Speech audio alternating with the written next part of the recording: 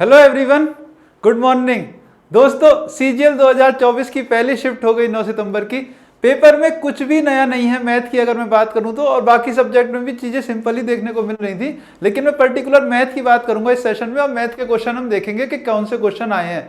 ठीक है, बढ़िया पेपर आ रहा है। कुछ क्वेश्चन तो इतने आसान है, विश्वास नहीं हो रहा कि इतने आसान क्वेश्चन सीजीएल में आ रहे हैं, लेकिन हर बार आते हैं ऐसे क्वेश्चन, और रिपीटेड क्वेश्चन बहुत ज्यादा है। सबसे बड़ी बात यह है आपको जानने की कि आपने जो भी प्रैक्टिस करी है ना, जहां से भी आपने पढ़ा, अगर मुझसे पढ़ा हो तो बिल्कुल टेंशन लेने की बात नहीं है। आपके सारे क्वेश्चन होंगे, एक एक 25 के 25 क्वेश्चन करके आओगे बहुत इजीली। क्वेश्चन में कुछ भी नहीं है, एक दो क्वेश्चन जरूर थोड़ी सी नई कैलकुलेशन पे दिख रहे हैं, मतलब अलग से दिख रहे हैं, है ना।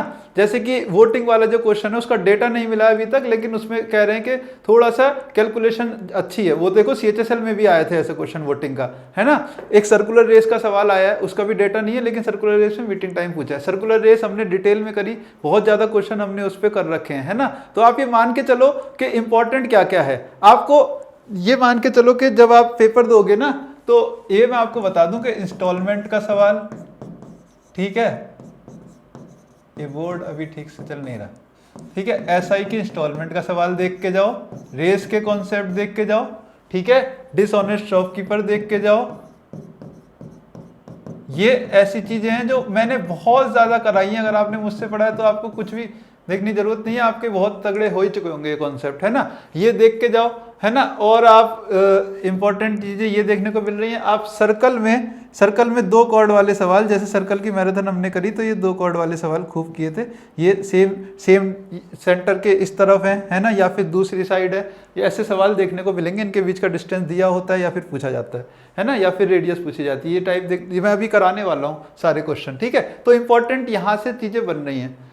क्लियर है, ये कॉन्सेप्ट आपको अच्छे से देख लेने है ना। और क्या रहा, सर्कुलर रेस में सर्कुलर रेस, ठीक है। यहाँ पे अगर आपको इनमें थोड़ा सा तकलीफ होती है तो एक बार इन्हें दोहरा लो, ये क्वेश्चन आ रहे हैं, आगे भी आएंगे, ठीक है। चलो हम क्वेश्चन देखते हैं। ये जो सवाल है सेम टू सेम सवाल सीजीएल 2022 में आया, same to same with same data. और मैंने बोला भी था ये क्वेश्चन दोबारा सेम डेटा से आएगा, और मैंने कम से कम 10 से 12 बार ये क्वेश्चन यूट्यूब पर ही करा रखा है। अगर आप पीछे से निकालने बैठोगे तो कम से कम 10 से 12 बार सेम सवाल हमने किया हुआ है, और इसका आंसर भी एकदम याद हो गया मेरे स्टूडेंट्स को, और मेरे को तो याद है ही। आंसर भी इसका क्लियर कट हमें पता है ना। अभी अब देखने वाले हैं इस सवाल को दोबारा से, अगर आपने नहीं किया है तो अभी देख जाओ, ये बहुत काम का सवाल है, और इस पे बेस्ड दूसरे क्वेश्चन आएंगे, है ना। देखो क्या है कि सवाल में 10 रुपए एक बच्चा उधार जो है लेता है अपने दोस्त से, और 11 मंथली इंस्टॉलमेंट में उसको देता है 1 रुपए की हर इंस्टॉलमेंट है। मुझे बताना क्या रेट था, है ना। बहुत बढ़िया सवाल है कि भाई 10 रुपए लिए और 1-1 रुपए की कितनी इंस्टॉलमेंट दी, 11। अगर उसने 10 रुपए उधार लिए और 11 इंस्टॉलमेंट उसने 11 में पे किया, तो टोटल कितना पेमेंट कर दिया अपने दोस्त को, वापस कितना किया, 11 रुपए किए ना। 1-1 की हर इंस्टॉलमेंट है ना, 1-1 रुपए की हर इंस्टॉलमेंट। सिंपल है ना बिल्कुल। भाई 10 रुपए उधार लिए, टोटल पेमेंट वापस उसे कितना किया, उसने 11 किया, क्योंकि 1-1 की 11 इंस्टॉलमेंट थी, तो इंटरेस्ट के तौर पे उसने 1 रुपया दिया। यही तो बात है यहाँ पे।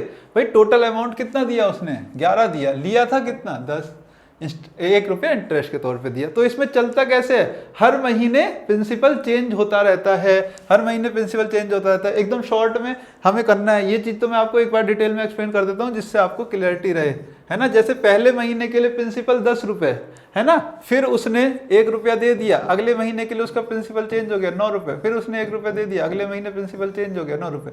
ये 1-1 रुपए इंस्टॉलमेंट का देता जा रहा है ना।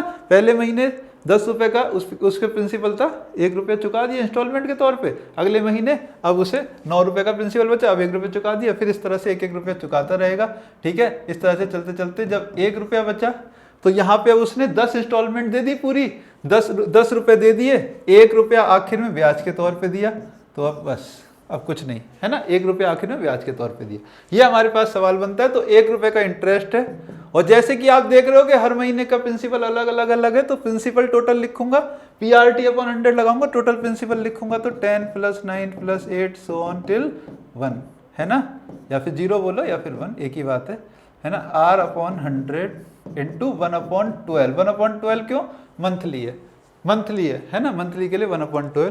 तो इसे सॉल्व करेंगे, यहाँ पे क्या लग जाता है, फर्स्ट n नेचुरल नंबर्स का सम, पहले 10 का सम, यानी 10 × n × n + 1/2, 10 × 11/2, है ना, n इंटू, तो ये इसका हम सवाल का आंसर मेरा आता है 240/11 या फिर 21 सही 9/11%। बहुत ही बढ़िया सवाल है। इसका आंसर भी जो है इतनी बार हमने किया है कि सभी बच्चों को आंसर भी इसका पता होगा जिन्होंने मेरे साथ प्रैक्टिस की है। ठीक है, सभी क्वेश्चंस इजी लेवल के हैं। देखो ये सवाल देख लो, इसमें क्या है कि डिस्टेंस दिया सेंटर के बीच का दो सर्कल्स का 37 सेंटीमीटर, उनकी रेडियस भी दी है, ट्रांसवर्स कॉमन टेंजेंट बतानी है। अगर ट्रांसवर्स कॉमन टेंजेंट TCT का फॉर्मूला क्या होता है, डिस्टेंस बिटवीन, इनके बीच का डिस्टेंस माइनस क्या होता है, r माइनस आर या r प्लस आर का होल स्क्वायर, है ना। तो मेरे पास कितना बनेगा ये 37 का square minus r plus r यानी 22 प्लस 13 का होल स्क्वायर, जो कि कितना बन जाएगा 35, यानी बाहर क्या आएगा 12, है ना। ट्रिपलेट बन गया ये 35 12 37 वाला।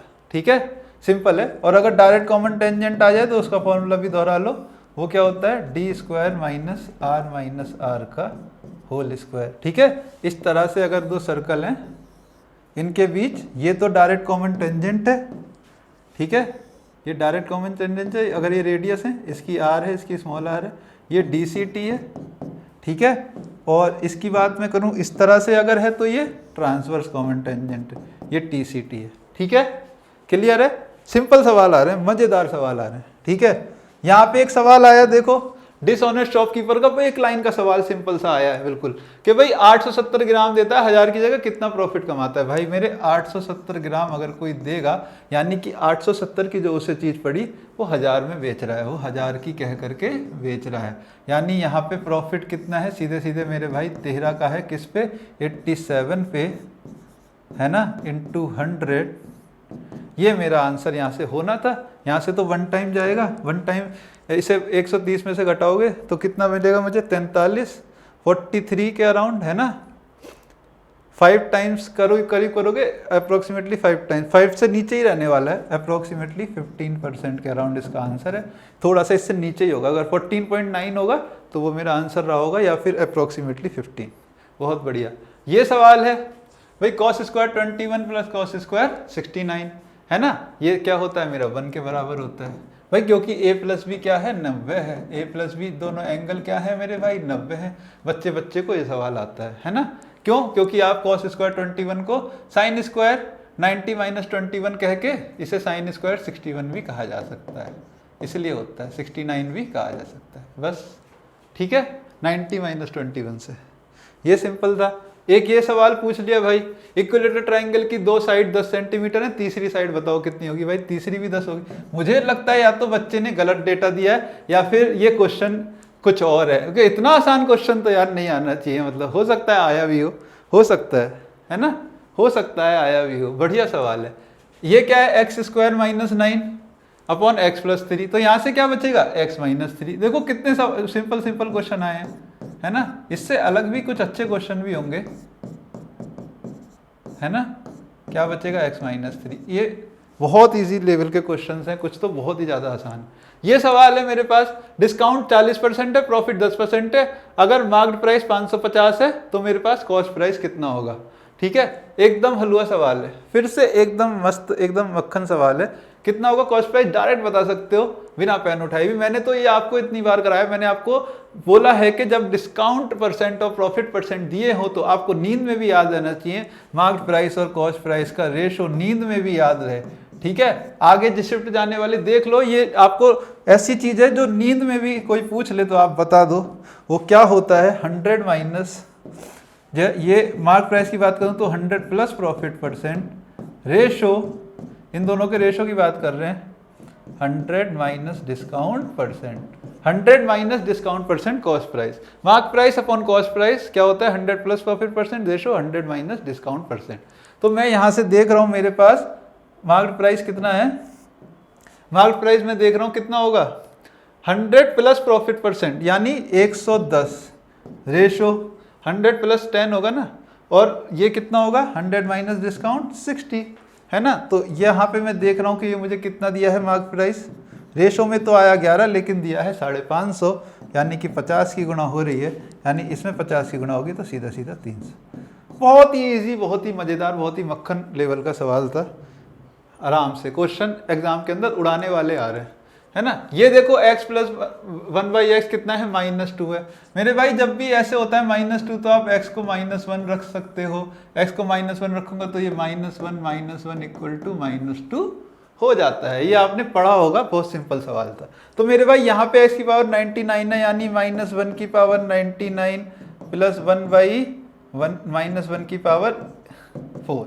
ये देखो ऑड पावर है ना, ये इवन पावर है, ये ऑड पावर है, तो मेरे सीधे भाई ये तो -1 ही देगा, यहाँ से +1 बाहर आएगा, -1 + 1 = 0। बहुत इजी सवाल था, बहुत मजेदार सवाल था, ठीक है। और देख लेते हैं, ये आ गया, ठीक है। x + 1/x 7 और x की पावर 5 + 1/x की पावर 5 कितना होगा। ये इस पे x की पावर 7 पे भी आता है ना। x की पावर 7 + 1/x की पावर 7 भी पूछ लेता है, x की पावर 5 + 1/x की पावर 5 पूछा है यहाँ ना। ये कैसे निकल के आता है आपको पता है, ये वैल्यू कैसे आती है, आप करते हो x³ + 1/x³ into x² + 1/x² में से माइनस करना पड़ता है x + 1/x, है ना, ऐसे निकल के आता है। तो आप निकालो पहले, यहाँ से x² + 1/x² निकाल के रखोगे तो वो कितना आएगा, 49 - 2 a² - 2 49 - 2 कितना 47। इसी तरह से इससे x³ + 1/x³ निकाल लोगे तो वो कितना आएगा, a³ कितना 343 - 3a यानी -21 कितना आएगा 322, ये बन जाएगा, ठीक है। अब यहाँ पे रखोगे तो ये वैल्यू मेरे को क्या मिलेगी, देखो सॉल्व पूरा नहीं करना होता है, बस यहाँ से काम मेरा चल जाता है। 322 इंटू 47 माइनस कितना 7, यहाँ यूनिट डिजिट से ही काम चल जाता है, ठीक है। यहाँ 4, यहाँ 4 में से 7 माइनस होगा, इतना रहेगा, यूनिट डिजिट 7 वाला आंसर रहेगा। यूनिट डिजिट से अगर नहीं होगा तो डिजिट सम से कर लेना, है ना, ऑप्शन देख करके डिजिट सम से भी सवाल मेरा हो जाता है। आपको पूरा सॉल्व नहीं करना होता है, ठीक है, पूरा आपको इसमें सॉल्व नहीं करना होगा, यूनिट डिजिट से हो जाएगा, ठीक है। ये सवाल यूनिट डिजिट से आपका निकल करके आ जाएगा। यूनिट डिजिट नहीं होगा तो डिजिट सम लग जाएगा, लेकिन पूरा मल्टीप्लाई नहीं करना पड़ेगा आपको, ये हमेशा होता है ऐसा, कभी भी नहीं करना पड़ता, ठीक है। एक सवाल आया कि 2.5 रेडियस वाले कितने स्फेयर बनेंगे out of the sphere of radius 22.5। भाई कितने बनेंगे, देखना जरा कैसे होता है ये, कितने नंबर ऑफ बनेंगे, ये भाई 22.5 अपॉन 2.5, इनकी रेडियस का रेशो ये रहा, है ना, इनकी रेडियस का रेशो ये रहा, कितना है 9 और 1 का, ये इनकी रेडियस का रेशो है ना, ये इनकी रेडियस का रेशो है। तो इनकी वॉल्यूम का रेशो क्या होगा, उतने ही बन जाएंगे, सीधे सीधे है ना। इनकी वॉल्यूम का रेशो देखूंगा तो कितना होगा 729, तो 729 ही स्फीयर बन जाएंगे। क्यों ऐसा होता है, देखो इसका क्यूब करोगे पूरे का, है ना, तो 729 आएगा, r³ अपॉन r³। तो आप ऐसे देखते हो ना कि ये n into r³ is r³, तो यहीं से तो बता रहा हूँ कितना n निकल के आएगा, सीधा सीधा 729 निकल के आएगा, क्योंकि r³ अपॉन r³ क्या आ रहा है 729, बस। यानी आपको कुछ नहीं करना है, 9/1 का होल क्यूब करना था, बस वही मेरा 729 सीधा सीधा आंसर हो जाता, ठीक है। ये कुछ क्वेश्चंस हमारे देखने को मिले एग्जाम के अंदर। एक ये सवाल मिला है, distance between 2 chords of length 24 and 10 is 7 centimetre, circle का डायमीटर बताओ, ये सवाल है, ठीक है। प्यारा सा सिंपल सा, कुछ भी नहीं है सवाल में, बहुत इजी है। देखो ये मेरा सर्कल हो गया, ठीक है। तो अब ये इनकी कॉर्ड कौन कौन सी हैं, ये सेम साइड पे दिया होगा, ये पूरा सवाल नहीं, इसमें सेम साइड बोला होगा जरूर, है ना। तो एक कॉर्ड कितनी है, ये रही, दूसरी कॉर्ड इसके नीचे ये रही, ठीक है। ये सेंटर है सर्कल का, इनके बीच की दूरी मुझे दी है। तो देखो क्या क्या लेंथ है कॉर्ड की। सबसे पहले जब हम यहाँ सर्कल से यहाँ पे इन्हें टच करते हैं तो ये हमेशा बाइसेक्ट होती हैं, दोनों कॉर्ड क्या होती हैं, बाइसेक्ट, दोनों बाइसेक्ट होती हैं, दोनों पार्ट बराबर हो, ठीक है। तो मुझे क्या दिया गया, इनके बीच की दूरी ये दी गई है, ये मुझे दे दी गई है कितनी, 7, बहुत अच्छी चीज़ है।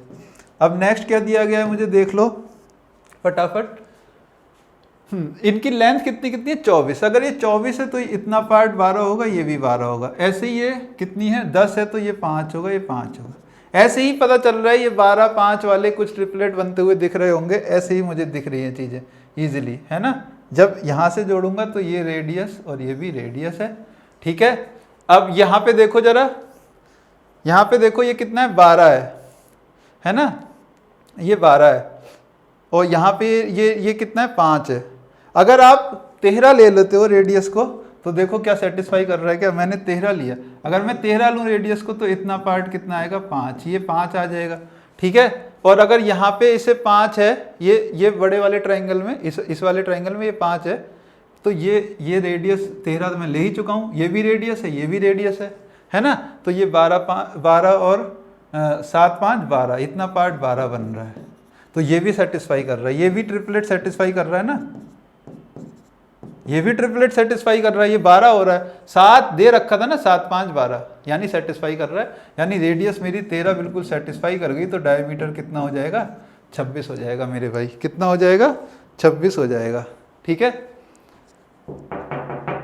26 मेरा डायमीटर क्वेश्चन का हो जाता है, बढ़िया सवाल आया था, ठीक है। एक हमारा जैसे मैंने बताया कि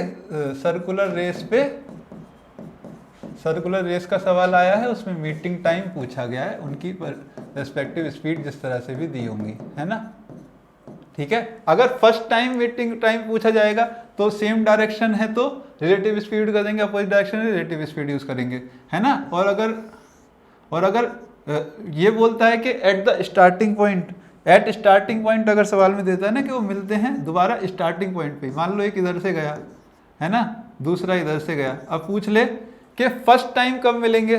फर्स्ट टाइम जब मिलते हैं तो क्या होता है, हम कर लेते हैं स्ट्रैक की लेंथ जो भी होगी, स्ट्रैक की लेंथ अपॉन रिलेटिव स्पीड, बस वही हो जाता है सीधा सीधा, ठीक है। लेकिन अगर ये पूछ ले स्टार्टिंग पॉइंट पे दोबारा कब मिलेंगे, स्टार्टिंग पॉइंट पे, तो हमें इनकी ट्रैक को कवर करने का पूरा डिस्टेंस, है ना, पूरा टाइम जो है उनका एलसीएम लेना पड़ता है, जैसे कि L/S1 और L/S2 का क्या लेना पड़ता है, एलसीएम, क्या लेना पड़ता है, एलसीएम, ठीक है, क्लियर है। इस टाइप से क्वेश्चन आपका आ रहा है। एक क्वेश्चन टाइम एंड वर्क के 2 क्वेश्चन आए हैं, सिंपल सा, उसमें एफिशिएंसी का रेशो दे दिया है, अगर एफिशिएंसी का रेशो दे दिया है तो वहाँ से कुछ भी निकालना आसान होता है, ठीक है।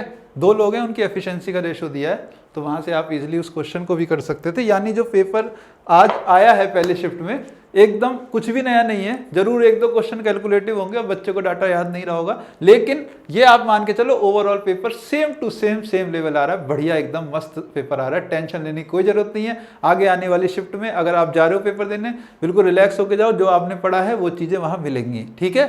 नया कुछ नहीं है, सबसे बड़ा अपडेट है कि नया कुछ भी नहीं है, ठीक है। तो आगे आने वाली शिफ्ट के लिए आप जिनका भी पेपर है सभी को बेस्ट ऑफ लक मेरी तरफ से, और आपका पेपर जरूर अच्छा होगा, ठीक है। अब मैं अनुराग शर्मा आप लोगों से विदा लेता हूँ, नमस्कार, जय हिंद।